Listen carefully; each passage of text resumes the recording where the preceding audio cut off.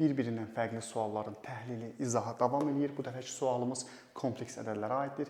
Gəlin həm sualı həll edin, həm sualın nəzdində ümumiyyətlə kompleks ədədlərə bir kənar prizmadan baxaq ki, orada bizə önəmli olan nüanslar nədir? Sualda bizə deyir ki, kompleks ədədi z vurulsun onun qoşması üzərinə gəlsin i üstü 2014 bərabər 224 olarsa, modul z-i tapın.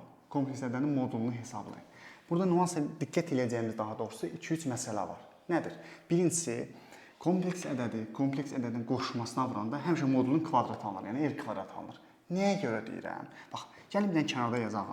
Z kompleks ədədinə nə deyirik? Deyək ki, A plus BI olsun. Burada bizim A həqiqi hissəmiz, B xəyali hissəmiz.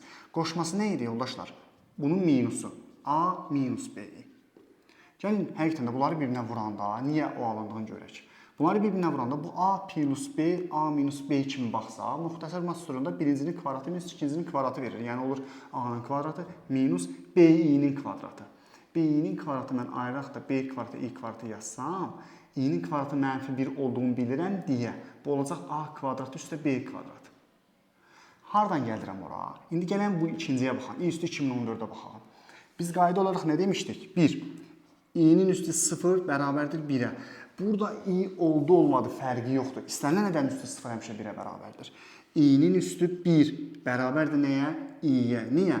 I kompleks ədədi oldu olmadı yenə fərqi yoxdur. İstənilən ədədin üstü 1 özünə bərabərdir.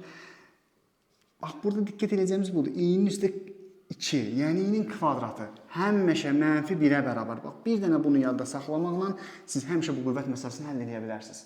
Gəlir burada i-nin kubu. I-nin kubu da zaten buradan çıxır. Nə demək istəyirəm buradan çıxır? Mən i-nin kubun, i-nin kvadratı vurulsun, i-nin üstü 1 yaza bilərəmmi? Əsaslar eynidir, qüvvətlər toplanır. I-nin kvadratına mənfi 1 demişdik. Mənfi 1 vurulsun, i-nin üstü 1 deyil, i-nin özüdür. Deməli, i-nin kubu nə imiş? Mənfi i-yə. Gəldik i-nin üstü 4. Bax, burada önəmli nüans buna diqqət eləməyinizdir. I-nin üstü 4 elə i üstü 0-a bərabərdir. O da bərabərdir 1-ə. Niyə? Yadımızda saxlayırıq. Həmişə qüvvəti, bax, i-nin qüvvəti nədirsə, deyək ki, bir dənə hansısa bir ifadədir. Buna mən 4n ilə yazıram. 4n plus 3. Həmişə i-nin qüvvəti 4-ə bölürük. Qalan qalıq nəticə i-nin üstünə yazırıq. Qalan qalıq. Bax, burada bu formada yazdım ki, bunun üstü nədir? 3. O da bərabər mənfiyə. Nümunə bir dənə yazıram. I-nin üstü, məsəl üçün, atıram 541 olsun.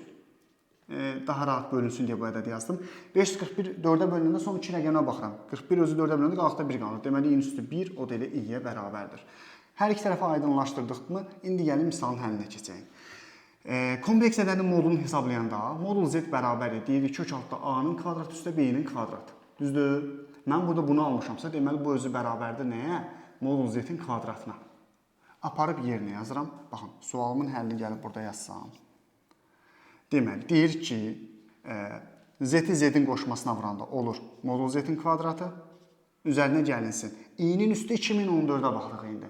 I-nin üstü 2014-ü mən 14-ə bölməliyəm ki, qalıqda nə düşsün? Son 2 rəqəmi 14-ü 4-ə böləndə 12 düşür, qalıqda nə qalır? 2. Deməli, olur i-nin kvadratı. I-nin kvadratı nə demişdik? Mənfi 1. Deməli, bu plus oldu nə? Minus 1. Bərabərdir nəyə? 224-ə. Biri sağa atsaq, modul z-in kvadratı bərabər olur 225-ə. Modul heç vaxt mənfi olmaz, uzunluğu mənfi ola bilməz deyə. O zaman modul z nəyə bərabərdir yoldaşlar? 15-ə. Bu qədər, cavabımız 15. İnanırıq ki, kompleks ədədlərə dair qısa bir izahı sizə hər kəsə aydın olmuşdur. Təşəkkürlər.